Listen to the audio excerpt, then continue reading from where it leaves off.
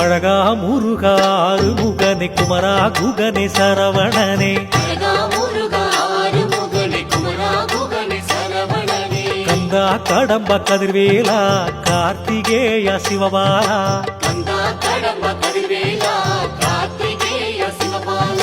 தண்டாயுத பாணி பழனி மலையில் தாகப்பன் சுவாமி சுவாமி மலையில் தேவர் தளபதி திருச்செந்தூரில்